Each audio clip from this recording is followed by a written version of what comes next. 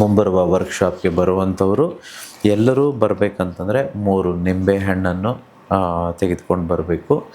3 ಇಡೀ ಕಲ್ಲುಪ್ಪು, ನವಧಾನ್ಯಗಳು ಮತ್ತು 2 ಮಣ್ಣಿನ ದೀಪ ಹಾಗೂ ನಿಮ್ಮ ಸಾಲಗಳನ್ನೆಲ್ಲವನ್ನು ಈ ರೀತಿ ಹಳದಿ ಕಲರ್ ಪೇಪರ್ನ ಮೇಲೆ ಬರೆದುಕೊಂಡು ಬ್ಲ್ಯಾಕ್ ಇಂಕಲ್ಲಿ ಬರೆದುಕೊಂಡು ಆಮೇಲೆ ಬರೆದಾದ್ಮೇಲೆ ಎಲ್ಲ ಮೂಲೆಗಳಿಗೂ ನೋಡಿ ಈ ರೀತಿ ಪೇಪರ್ ಇದೆಯಲ್ವಾ, ಈ ಎಲ್ಲ ಭಾಗಗಳಿಗೂ 4 ಮೂಲೆಗಳಿಗೂ ಅರಿಶಿನ ಕುಂಕುಮವನ್ನು ಹಚ್ಚಿ ಆಮೇಲೆ ಒಂದು ರೆಡ್ಡಿಂಗ್ ಪೆನ್ನನ್ನು ನಿಮ್ಮ ಜೊತೆ ತೆಗೆದುಕೊಂಡು ಬರಬೇಕು.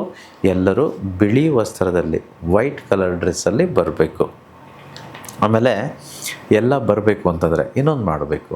ಒಂದು ಗ್ರೀನ್ ಕಲರ್ ಪೆನ್ನಲ್ಲಿ ನಿಮಗೇನು ಬೇಕೋ, ಸಪೋಸ್ ನನಗೆ ಇಷ್ಟು ದುಡ್ಡು ಬೇಕು, ಅಥವಾ ನನಗೆ ಮನೆ ಕಟ್ಟಬೇಕು, ಅಥವಾ ಯಾವುದೋ ಒಂದು ಕೋರ್ಟ್ ಕೇಸ್ ಸಾಲ್ವ್ ಆಗಬೇಕು, ಅಥವಾ ಇನ್ಯಾವುದೇ ವಿಚಾರ ಇರ್ಬೋದು, ಅದನ್ನು ನೀವು ಎಡಗೈನ ತೋಳಿನ ಮೇಲೆ ಈ ಭಾಗದಲ್ಲಿ ಬರೆದುಕೊಂಡು ಬರಬೇಕು.